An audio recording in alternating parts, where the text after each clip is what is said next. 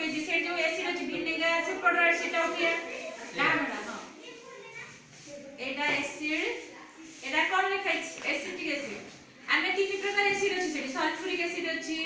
ACL अछि acetic acid अछि there जेटा कोने पुडी जाय एटा के रही सेगुडा को सेतिर अछि एटा हम विनेगर टा पके देली टिके एटा एसिटिक एसिड एटा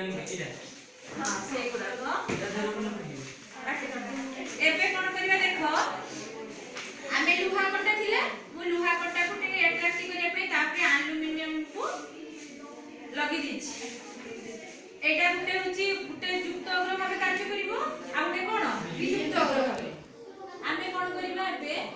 एई दुटा को मु एठी बुडे दे गोटे प्लस गुटे माइनस जानलो ताले युक्त अग्र को कोन कहै छै एटम आ वियुक्त अग्र को कोन कहै छै कैथोड बर्तन आमे कोन करिबा याकू बैटरी द्वारा आमे कनेक्शन करिबा नले से चार्ज कोन पाइबो पाइ परिबानी एबे देखो एटा जुनी 12 वोल्ट रो बैटरी 12 वोल्ट बैटरी आमे याकू कोन करिबा ना एटा की अग्र लिखाइ छि माइनस एटा प्लस ताले एटा उडे कनेक्शन करली प्लस टू माइनस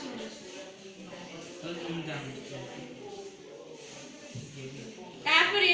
एथि आबे लूण टिके मिसाइ छि लूण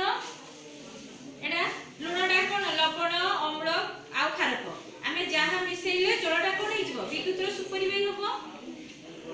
एबे देखो एटा ऊपर दिटा लगे देले देखो बर्तन भस्म बड़ बड़ हे कोन बाहर चेडी एटी पाखु को नै आसले जानि परिबो आहा देखो रिएक्शन होची देखि पारुछ एपटटा देखो बारटा होची जोंटा बेसी बाहरुची सेटा होची हाइड्रोजन एटा कम खाली टिके टिके फटफट होची किंतु हाइड्रोजन टा बहुत भलो भाबे होची देखिलो